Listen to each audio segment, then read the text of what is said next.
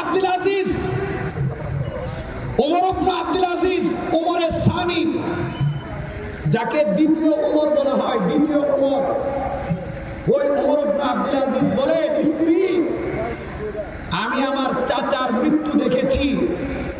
আব্দুল মালিক বিন মারওয়ান, খেয়াল করে শুনবেন, আব্দুল মালিক বিন মারওয়ান উমাইয়া বংশের তিনজন বড় বড় বাদশাহ। আব্দুল মালিক বিন মারওয়ান, তার দুই ছেলে, এক ছেলে সুলাইমান, আরেক ছেলে ওয়ালিদ। হযরত ওমর ইবনে আব্দুল আজিজ বলেন, স্ত্রী, আমি আমার চাচার মৃত্যু দেখেছি। চাচার মৃত্যুর পরে আমার চাচার চেহারাটা কালো হয়ে গেছিল। আমার চাচার ইন্তেকালের পরে বাদশা হয়েছিল সুলাইমান, আমার চাচাতো ভাই। ওই সুলাইমানের মৃত্যুর পরে আমি দেখেছি সুলাইমানের চেহারাটা কালো হয়ে গেছিল।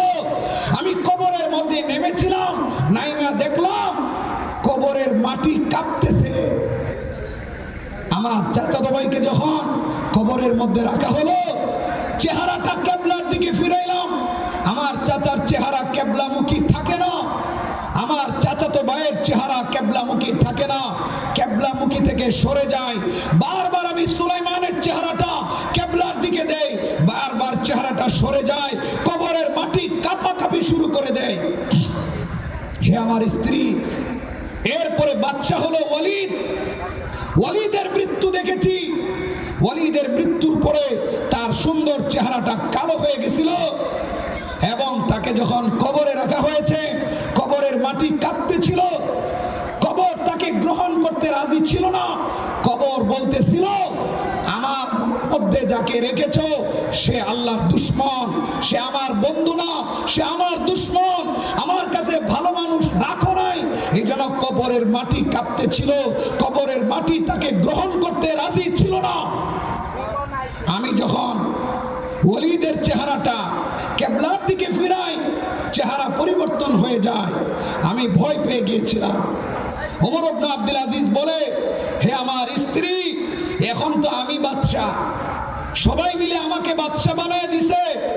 আমি চাইছিলাম না বাদশা হইতে, আমি চাইছিলাম না খেলাফতের দায়িত্ব নিতে, কিন্তু তোমার আত্মীয় স্বজনেরা আমাকে খলিফার দায়িত্ব বানায় দিছে, খলিফার দায়িত্ব দিয়ে দিছে।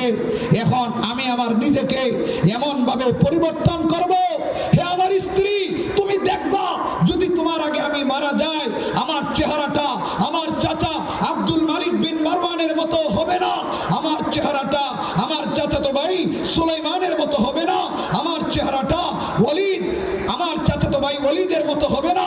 দেখবা আমি নিজেকে এমন ভাবে পরিবর্তন করব, আমার চেহারাটা আলোকিত হবে, আমার চেহারাটা উজ্জ্বল হবে। বলেন সুবহানাল্লাহ।